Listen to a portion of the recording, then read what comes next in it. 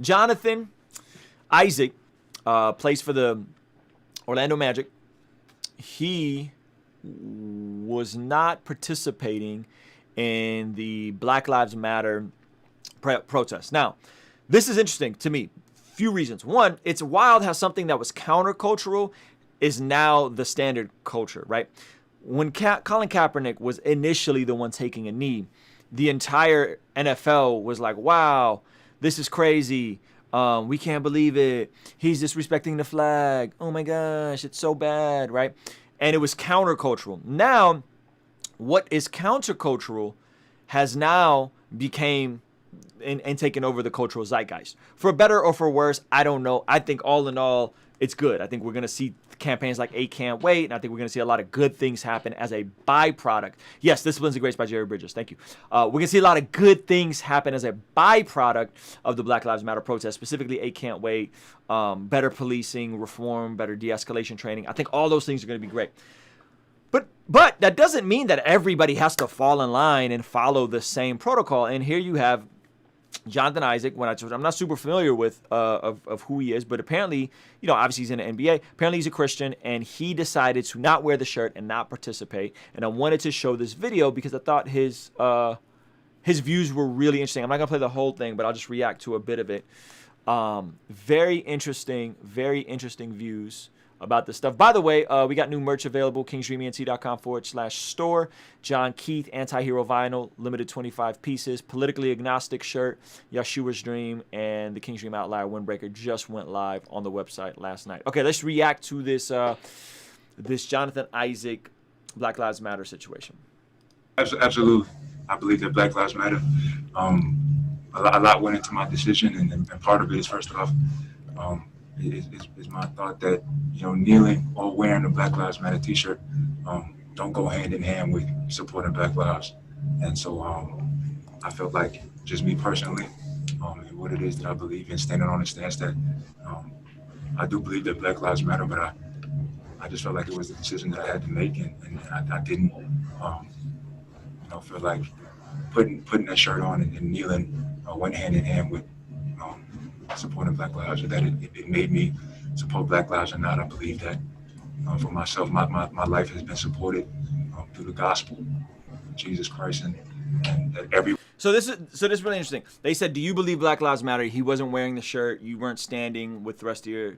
You weren't kneeling. You were the only one standing. You were the only one wearing a shirt. And he said, "Absolutely, absolutely, I believe Black Lives Matter." Right? Absolutely. But he was saying, "Listen, me just wearing a T-shirt and taking a knee, that's not indicative of what I think is going to be the solution from this." Now, this is a fine answer. I don't think there's anything wrong with what he said. I'm like with him, like, yo, and he says, like, my life has been changed through the gospel. Cool, right? Cool. And this goes to show that your response to these things doesn't have to be a one-size-fits-all response, right? The cultural pressure right now is to say, well, Black Lives Matter, but maybe not just say it, but now wear the shirt, right? Now you got to do that. Now you got to do all these other things, right?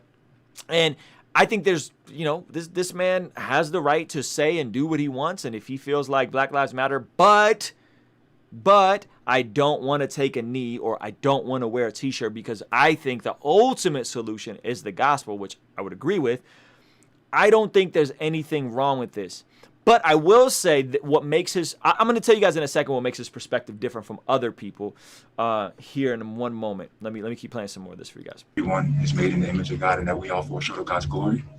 And that, each and every one of us, each and every day, do things that we shouldn't do. We say things that we shouldn't say.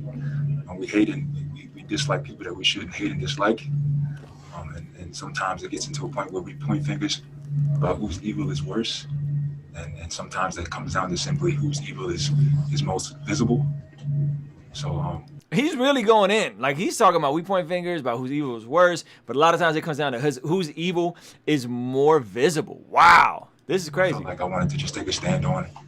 I feel like we all make mistakes, but I think that the gospel of Jesus Christ is that there's grace for us, and that Jesus came. The gospel of Jesus Christ, that there's grace for us. Wow, this is really cool. And died for our sins, and that if we all will come to an understanding of that, and understand that God wants to have a relationship with us, that we can get past skin color, we can get past all the things in our world that are messed up, jacked up, I think when you look around, racism isn't the only thing that plagues our society, that plagues our nation, that plagues our world. And I feel like, coming together on that message that we want to get past not only racism, but everything that plagues this other society.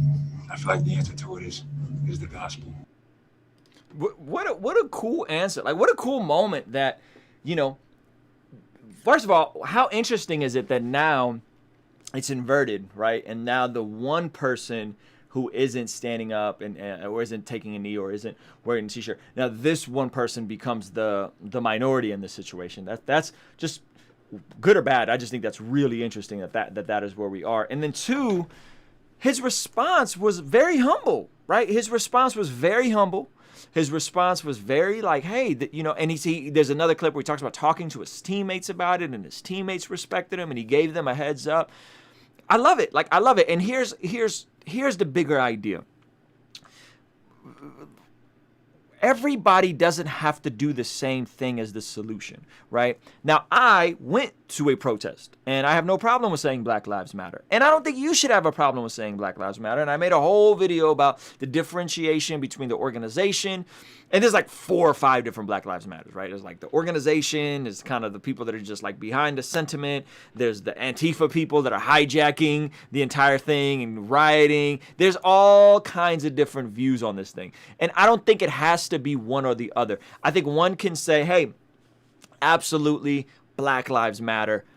However, I'm not going to do this symbolic thing because I just don't think that's doing much for Black lives. Hey, man, he gets his right to say that. The issue, and hear me loud and clear, those of you guys, the issue is that some of you can't even bring your lips to say that Black Lives Matter. Some of you guys are so oblivious that you can't even acknowledge that there are some issues and some disparities, and not to say that every disparity is connected to a systemic issue, but goodness gracious, I just gave you guys the breakdown of what's happening in the Compton Police Department, that there are some disparities that some of you guys can't even bring your mouth to say the words Black Lives Matter. That, I think, is the problem. Second of all, there's also the reoccurring separation of the organization and the sentiment. Listen, a lot of us who say Black Lives Matter don't identify with the organization. Well, I don't know how many times we got to say it. And you notice what he didn't say? And I get these DMs all the time, and goodness gracious. At this point, I just find him entertaining because you guys are just so tone deaf. He didn't say, well, yeah, Black Lives Matter, but all lives matter. He didn't say that. He said Black Lives Matter, but we all are sinners and da-da-da. Totally cool. And he also didn't say Black Lives Matter, but you guys are cultural Marxist. You guys are cultural Marxist, and you are trying to be socialist. He didn't say that, right? Which I do think there are some extremes on that side, right? Which I just made a whole first part of this video, second part of this video talking about how No Name trying to disrupt capitalism is not good, how socialism is not good, right? He didn't say, hey, I'm standing for the gospel, and everybody who is taking a knee is a commie, socialist, cultural Marxist, right? He didn't say that. You know what I mean? So I think it's really interesting that this was his response. His response was very humble. It was very gentle. And I feel like if we saw more responses like this, from people who don't endorse the organization, humble, gentle responses. Hey, of course Black Lives Matter. Of course we need to address the issue of racism. However, I think there's other issues that we need to address. And I think those are important. If more people had that approach, right, and not just throw the baby out with the bathwater. Which, guys, listen, Black Lives Matter, the organization, is addressing some real issues. There are real disparities, right? Is there causation between those disparities or whatever? I don't know, but they're addressing some real disparities. And to throw the baby out with the bathwater and to just say, oh, no, all lives matter, blah, cultural Marxism, blah, you don't know what you're talking about, right? It's just not helpful. This is how you take this position. This is how you take that stand. This is how you do it, from a place of humility. You know what I'm saying? From a place of humility, from a place of love, from a place of understanding. And again, There's a wide spectrum. There's the organization, which is, you know, they're on some like, yo, we trying to dismantle the nuclear family, and we don't want to get rid of capitalism. I don't rock with that. Then there's people like me, and I would say a lot of like other Christian influencers and Christian people like Preston Perry and Lecrae and all these guys that are probably on some like, listen, you know, yeah, Black Lives Matter for sure. Black Lives Matter, right? They're not necessarily saying we want capitalism. They're saying Black Lives Matter. That's it. It's not super deep, right? Black Lives Matter. And then there's people who are like, you know, white people who are guilty, white liberals who feel guilty and they want to kiss black people's feet and watch black people like us. There's those people. And then there's the Antifa people who are like, yo, we're, you know, we just want to disrupt everything and cause anarchy, and we're just going to get behind whatever thing. It was, you know, and now it's Black Lives Matter. Before this, it was the Wall Street, Occupy Wall Street movement. There's always a different movement those people want to get behind. Listen, there's all kinds of different issues. There's all kinds of different problems. We just can't think that it's a one-size-fits solution. What we should do and what we should press into is a degree of empathy, a degree of compassion, a degree of understanding, and to say, hey, yes, I am with the sentiment. However, for me and my household, this is what I think. I think that there's other issues, and I'm standing for the gospel, and I'm going to preach Jesus. And he gave him a unique opportunity to clearly articulate the gospel. And I'm 150% for that. And I don't think either is wrong or right.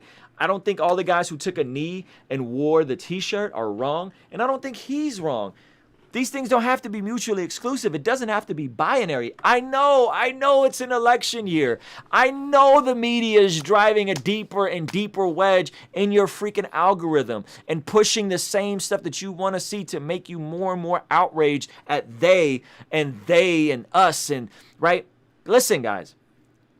Talk to people, like really have conversations with people. If you're a liberal, try to understand conservatives. If you're a conservative, try to understand liberals. The more we do this, the more we talk and communicate, the more we realize we're actually way more alike than we think we are.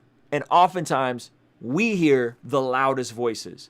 We hear the most extreme versions, and then we type group and put everybody into that category without understanding the person's heart and what they're actually attempting to say, right? Nobody should be okay with bad policing. Nobody. I don't care if you're conservative, Republican, libertarian. Nobody should be okay with bad policing, right? Nobody should be okay with that. And that is what's being addressed, right? And you could say, oh, well, by the numbers, a cop, da, da, da, da. Listen. This stuff goes deep. This stuff goes deep. And if you're saying this stuff and you're not having conversations with people who grew up in these areas and have had bad experiences, then maybe you're a part of the problem because you are just in your own little echo chamber of the Hodge twins and the Candace Owens and the Ben Shapiros, and you think that's absolutely true. That's just one perspective, and there's a variety of perspectives. But I've said it before. If your ideology, your political ideology, your spiritual ideology is not pressing you to love your neighbor better, is not pressing you to love other people better, you need to really reconsider what it is you view about the world and view about politics. If what you believe about politics or what you believe about God or faith or whatever, races, is not pushing you to love people who are in your out group, right? They're not in your out group. They're on the outside of your out group. That's not pushing you to love people more. You really got to reconsider why you believe these things. You really got to re-examine these things. You know what I'm saying? And so I think that is where a lot of these issues are coming down to, man, is like we're just so us against them. That's my opinion. What do you guys think? I'm going to do a couple questions real quick before I get out of here. A good amount of people in the chat. I'm trying to keep up with some of you guys. Let's see. We got a good amount of people. Somebody said there are, sorry, Adam, I'm going to open up. I don't know if Adam's still here. There are almost no white people in Compton PD. It's entirely Latino and black. Now, first of all, Adam, there is no such thing as Compton PD because Compton PD got dismantled in the 90s for having a very corrupt police department. You could look that up too on your own time. Now, are there white or black or Latino people in that department of the Los Angeles Sheriff's Department? Remember, Compton PD is now under the Los Angeles Sheriff's Department. They're under the same umbrella. You need to go do the research on that. I don't know. I don't know. And the burden of proof is on you, my man. You know what I'm saying? All I know is what came out, which is there's a gang called the Executioners who get matching tattoos of a skeleton with an AK-47 and what looks like a Nazi helmet. And the only way to enter that gang is by killing somebody on the job. That sounds crazy to me, okay? And the whistleblower was a highly decorated war veteran named Art Gonzalez from the Los Angeles Sheriff Department. Remember, it's all the same umbrella now, right? So certain cities, like where I'm in San Diego, San Marcos is under San Diego Sheriff's Department, but then you have Escondido PD, which is a private department, Oceanside PD. But Vista and San Marcos, they're under the San Diego Sheriff Department, right? So different departments are different. Compton is under the Los Angeles Sheriff Department because that department, they got dismantled because of all kinds of questionable practices. So I think maybe you want to dig a little deeper into that. The burden of proof is on you. I just relayed the story to you that there's a gang, a police gang called the Executioners. That's just one example. Just Google racist police gangs in law enforcement. There's all kinds of different situations, all kinds of crazy groups, private Facebook groups. This isn't uncommon. You know what I mean? Let me see what other comments we got here. Shout out to my man Bats. NBA's entertainment. The whole reason why the NBA was taking a knee was for show, and Isaiah knew that. The NBA was trying to get their sales up. Yeah, I mean, and you're going to see a lot more of this, by the way, this virtue signaling from corporations, right? All of a sudden, everybody's, hey, we don't got money to pay people during the pandemic, but here's $10 million to Black Lives Matter, the organization, right? You're going to see more and more of this stuff on different organizations. It is what it is. It is capitalism. Capitalism is trying to appeal to you, right? Now Black Lives Matter is like a marketing thing. Hey, it is what it is. Basically saying that a relationship with Jesus is more important, is the foundational ground that if we all stood on racism, wouldn't be an issue. Yes, I agree with that. And a relationship with Jesus should empower you and propel you to be empathetic to people you disagree with or you may not agree with on everything. Love your neighbor as yourself. Who's your neighbor? Everybody. In that specific parable, the neighbor was a Samaritan. It was actually somebody very much so from the outside group, right? From the outside group. Jesus said, who's, right? You guys remember the story? So that's something to really think about. You know what I'm saying? Is do you love people from your outside group as yourself? It's an election year, man. It's tough. It's tough. It's a very tough thing to do right now with how divided we are, and it's just, we're just in some weird times that we've never been in. You know what I'm saying? So that is interesting, man. Jonathan is trying to make the gospel and fight for justice two different battles, and they're not. He's basically saying, let's change the world. He offered no solution whatsoever. That's a great critique, Jake. I'm not mad at that critique. You know what I'm saying? I'm not mad at that critique. I think dismissing it as a sin-only issue could be problematic when we're saying, hey, listen, we're trying to get actual legislation. My buddy Jimmy Figueroa here in Oceanside, California, is pushing the Oceanside Police Department to pass the 8 Can't Wait campaign inside of their actual legislation. And they said they did. They said in multiple town halls they did. And then he looked at their bylaws and they didn't. They flat out lied. So he's running an entire campaign to get them to change their policies and the discrepancies to fall in line with the 8 Can't Wait campaign. If any of you guys looked up the 8 Can't Wait campaign, which is what most people are pushing for, right? The average person is pushing for something like 8 Can't Wait. Reasonable solutions. Not dismantle capitalism, right? Most people are cool with 8 Can't Wait, right? So when you're saying like, well, what is the solution? What is Black Lives Matter? What are these protests doing? They're not doing any good. No, they are. They are doing good. You're just in your echo chamber of Republican, conservative talk boxes that you're actually not paying attention to what's happening. 8 Can't Wait is happening, and it's great. And California is falling more and more under those 8 matter of fact, I'll just pull it up. I'll just pull it up because some of you guys don't know, and you're probably not gonna look because you're so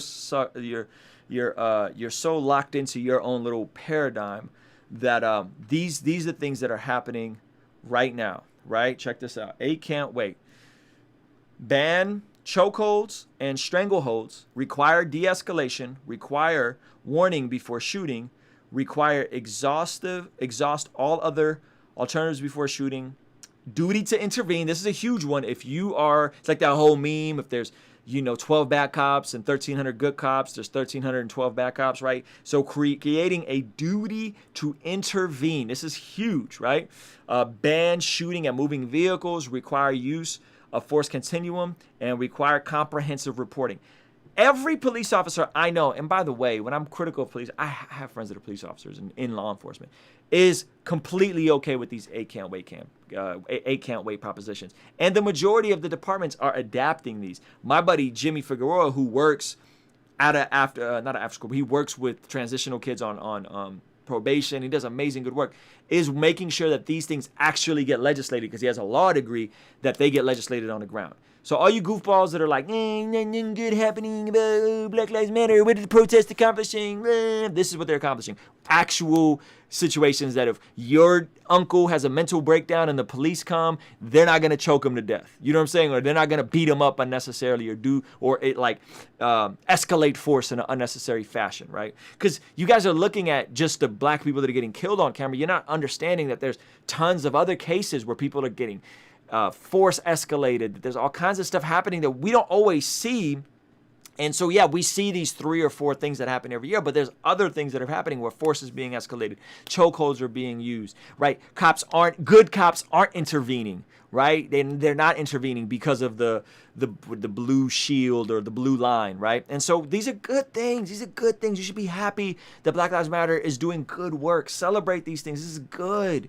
This is good, right? Don't be critical of stuff you don't know nothing about, man.